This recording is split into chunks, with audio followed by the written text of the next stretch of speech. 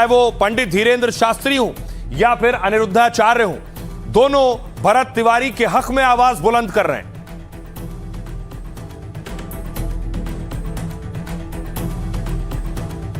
आइए आपको बताऊं कि आखिर क्या कह रहे हैं धीरेन्द्र शास्त्री और क्या कह रहे हैं अनिरुद्धाचार्य।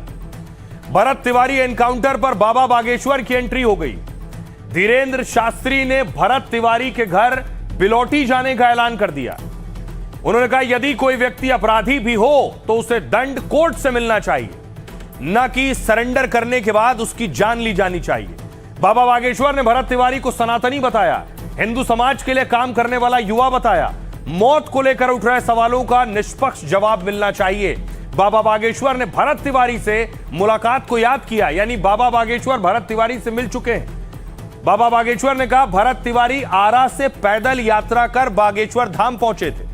भरत जाति पाति से ऊपर उठकर हिंदू समाज के हित में काम करते थे। इससे पहले कथावाचक अनिरुद्धाचार्य ने भी भरत को निर्दोष बताया था। उन्होंने कहा उस लड़के ने बंदूक उठाई तो किसी की हत्या के लिए नहीं, उसने किसी का मर्डर नहीं किया, लेकिन पुलिस ने उसे मार डाला। जब कोई सुनेगा ही नहीं तो किसी को तो खड़ा होना पड़ेगा। आप जनता की हत्या कर रहे हैं, यह राजा के लिए पाप है। देखिए बड़ी बात यह है कि एनकाउंटर हो गया, लेकिन एनकाउंटर पर सवाल उठे और पुलिस पर एक्शन हुए। देखने वाले दो तस्वीर देख रहे हैं, एक वो जो भरत को मसीहा और फरिश्ता मानते हैं, दूसरे वो जो कहते हैं भरत के हाथ में पिस्तौल थी और पुलिस पर गोली चला रहा था। सच क्या है ये जांच के बाद साफ होगा, लेकिन जो तस्वीर सामने आई वो आपके सामने है, जिसमें दिख रहा है कि गोली चल रही है और सामने पुलिस की वैन खड़ी है, पुलिस की जीप खड़ी है। कवाड़ी क्या बंद किया रहा तू? साहब खोल आ दे, बाहर खोल, दिखाते हैं, खोल कवाड़ी। हाँ बोल,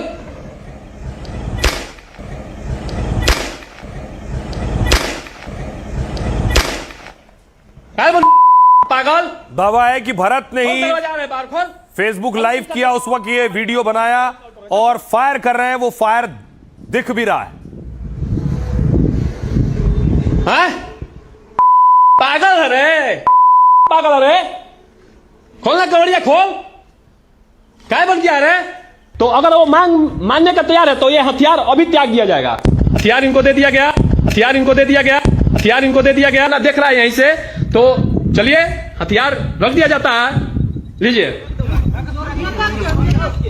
भरोसा कीजिए। फालतू बोलेगा रे, क्या रख रहे हैं? फेंक दे, रुकिए, लीजिए, हथियार इनको दे दिया गया, हथियार इनको दे दिया गया, हथियार इनको दे दिया गया, हथियार इनको दे दिया गया। तो यह सच है कि भरत के हाथ में पिस्तौल थी, उसने गोली चलाई, लेकिन यह भी सच है कि भरत ने पुलिस के आगे पिस्तौल फेंक दी, यानी उसने सरेंडर कर दिया। उसके बाद एनकाउंटर हुआ, इसलिए पुलिस सवालों के घेरे में है। क्या पुलिस ने इसे ठीक से हैंडल नहीं किया? अब देखिए जरा, सम्राट चौधरी पर भी सवाल उठ रहे हैं, सम्राट चौधरी की पुलिस पर भी सवाल उठ रहे हैं। सम्राट चौधरी आज जमुई में थे।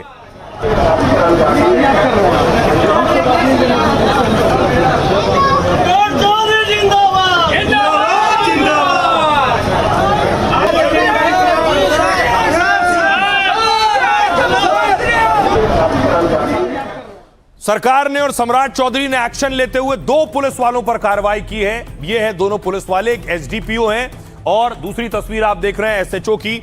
दो पुलिस वालों पर एक्शन हुआ है, कई पुलिस वालों का सस्पेंशन भी हुआ है और पुलिस वालों पर एफआईआर भी हुई है। आपको बताऊं पुलिस पर क्या एक्शन हुआ है, सवाल यह है क्योंकि पहले सम्राट चौधरी अपनी पुलिस की पीठ थपथपा रहे थे। जनता का दबाव, महापंचायत और सियासत होते देख वो बैकफुट पर आए। देखिए, भरत तिवारी एनकाउंटर में बिहार सरकार ने एक्शन लिया। एनकाउंटर के ठीक 7वें दिन जगदीशपुर के डीएसपी राजेश शर्मा पर गाज गिरी। डीएसपी को तत्काल प्रभाव से पद से हटा दिया गया। उन्हें अगले आदेश तक पुलिस मुख्यालय अटैच कर दिया गया। उनकी जगह अब पंकज मिश्रा को जगदीशपुर का नया डीएसपी बनाया गया।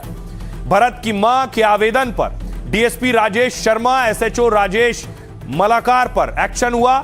एनकाउंटर में शामिल दूसरे पुलिसकर्मियों पर भी एफआईआर की गई।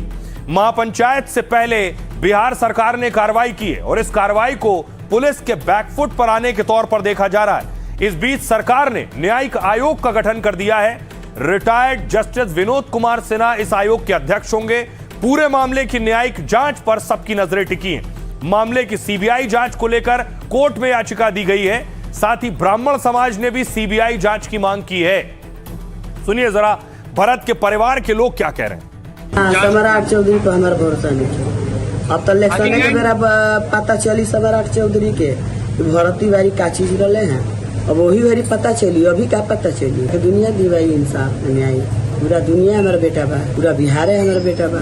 हम अपना बेटा लोग के साथ धोखा नहीं करब। सम्राट चौधरी जैसे धोखा करिए हमारा धोखा नहीं करे। इसमें जांच करने का आता कहाँ है? सही तो शीशे की तरह साफ है, सब कुछ मुद्दा सामने है, रिजल्ट भी सामने है सांस।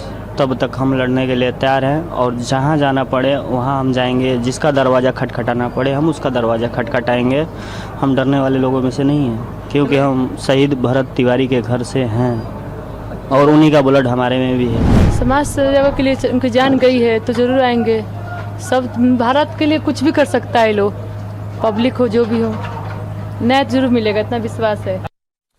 बहुत कम लोग जानते हैं कि भरत के साथ आखिर हजारों लोग आकर क्यों खड़ा हो रहे हैं। क्या कर रहे थे भरत तिवारी ऐसा, तो क्यों भरत को मसीहा माना जाता है। उसमें से एक तस्वीर देखिए। यह जवनिया गांव की तस्वीर है और बताया जाता है जब गांव में पानी भर गया, बाढ़ आ गई, तो भरत वो शख्स थे जो गांव वालों के साथ खड़े थे।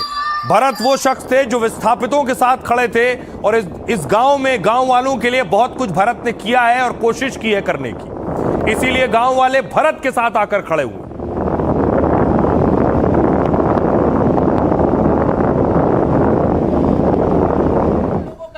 भरत जिस वक्त गांव में थे वो देखिए, भरत ने उस गांव में पहुंचकर रिकॉर्डिंग की थी, वीडियो बनाया था। क्यों वो लड़ रहे हैं सुनिए।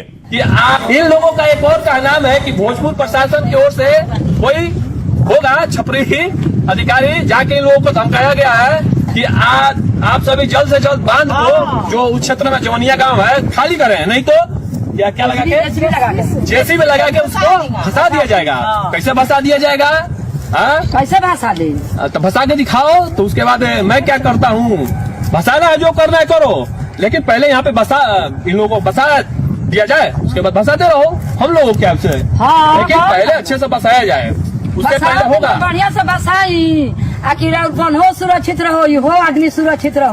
घर कैसे बनाएगा लोग? पैसा जल्द से जल्द इन लोगों का दिया जाए जितने लोग हैं, और ये जो गड्ढे को इससे समतल बराबर किया जाए। और उसके बाद भी कुछ समस्या है तो उसके बाद छोटी छोटी समस्या है तो उसको आगे चल के बताया जाएगा, लेकिन सबसे बड़ी समस्या अभी तक यही है। तो आप आके भोजपुर के जो डीएम है आप आइए, आपका स्वागत है और आके देखिए। और उसके बाद भरत को धमकियां भी मिल रही थी और भरत का कहना है उनके खिलाफ भी एक्शन की तैयारी थी। तब ये वीडियो भरत तिवारी ने बनाया है कि उन्हें देशद्रोही कहा जा रहा है। पूरे बिहार के सिस्टम का, बिहार के सीएम का क्या हाल है तुम सबका? बड़ा तुम सब तो क्रांतिकारी युद्ध शुरू करवा दिया, कितना आनंदित क्या मैं बताऊं तुम सबको। चला देशद्रोही भी तुम सब कुछ साबित करो। ये केवल पागल साबित करने से क्या होता है? अभी बहुत सारी ऐसी धाराएं हैं, बहुत सारे ऐसे आरोप है जो मुझ पे फेंके जाए। एक अकेला तुम सब पे कितना भारी पड़ रहा है, ऐसा लग रहा है। एक देश के एक सच्चे देशभक्त से मुकाबला करते हुए पूरे बिहार के सिस्टम का बिहार। अब देखिए जरा, भरत तिवारी के साथ बहुत से लोग आकर खड़े हो रहे हैं। यानी भरत तिवारी वाकई लोगों के लिए कुछ कर रहे थे, इसलिए लोग उनके साथ खड़े हैं। भरत भूषण तिवारी भोजपुर के बिलौटी गांव के रहने वाले थे।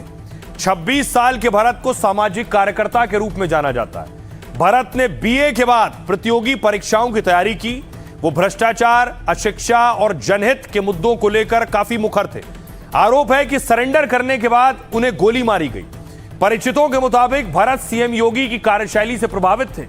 अपराध और भ्रष्टाचार के खिलाफ सख्त कार्रवाई चाहते थे। भरत तिवारी युवाओं के बीच बेहद लोकप्रिय थे। जहां भरत तिवारी का एनकाउंटर हुआ वहां के लोग उन्हें मसीहा मानते हैं। भरत तिवारी एक सामान्य परिवार से जुड़े थे। उनके पिता बिहार पुलिस में ड्राइवर के पद पर कार्यरत रहे। उनके रिटायर होने के बाद परिवार गांव में ही जीवन व्यतीत कर रहा था। भरत बचपन से ही पढ़ाई में रुचि रखता था। आसपास के इलाकों की समस्याओं पर लगातार नजर रखता था। लोगों की समस्याओं को अधिकारियों तक पहुंचाने का प्रयास करते थे।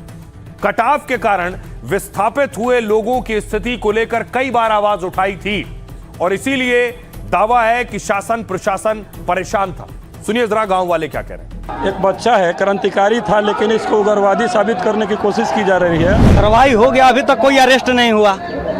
ये आश्वासन दिया जा रहा है कि ये हो गया, वो आ गया, जो आता है आश्वासन देता है, कार्रवाई अरेस्ट कर दे। अब तक अरेस्ट होना चाहिए। सभी के सभी को किसी से कोई मतलब नहीं है, बस इतना ही के लिए वो आए हुए हैं कि मेरा कार्यकाल पूरा हो जाए बस। और आम जनता से उनको कोई मतलब नहीं है। भरत तिवारी गलत आदमी था नहीं, समाज सेवक था। समाज सेवा के रूप में हमारे आपके तकलीफ में शरीक हो जाता था। तक एक भी गिरफ्तारी नहीं हुई है। अब आप इससे अंदाजा लगा सकते हैं कि सरकार कितना उदासीन हो चुकी है कि जनता के मांगों पे कोई विचार नहीं है उसके। अब सवाल एनकाउंटर पर हो रहा है। एक सच ये भी है कि पिछले कुछ वक्त में देश में एनकाउंटर होना एक न्यू नॉर्मल बन गया है, यानी सामान्य बात है। पहले एनकाउंटर होता था तो बड़ा हल्ला हंगामा होता था, अब रोज की बात है, कहीं ना कहीं रोज एनकाउंटर हो गए।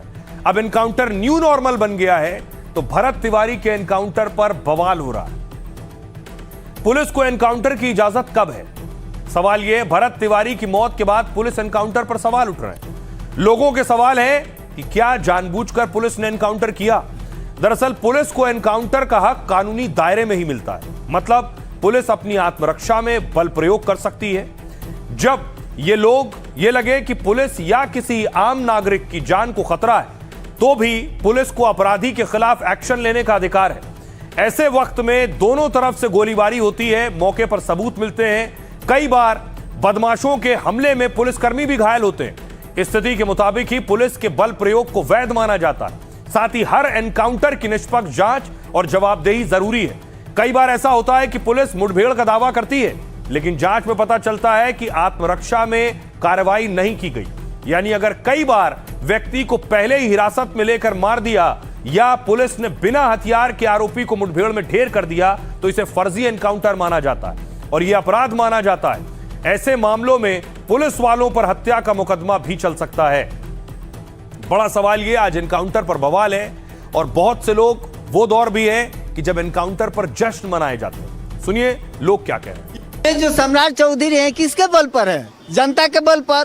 तो जनता चाह रही है कि न्याय हो, इसको दबाने का अगर प्रयास किया जाएगा, कोई हत्यारे को बचाने का प्रयास किया जाएगा तो जनता उग्र हो जाएगी। जब जनता उग्र हो जाती है तो किसी के बस में मॉब लिंचिंग का मामला उस समय आ जाए। ये सम्राट चौधरी जो मुख्यमंत्री हैं बिहार के, अगर ये लीपापोती करने के लिए इनके दिमाग में चल रहा है तो ये नेपाल बन जाएगा। का एनकाउंटर हुआ है, वो खुद एक हाथ से फोन और दूसरे हाथ से पिस्टल लेके अपना रिकॉर्डिंग और एविडेंस भी बना सकते हैं।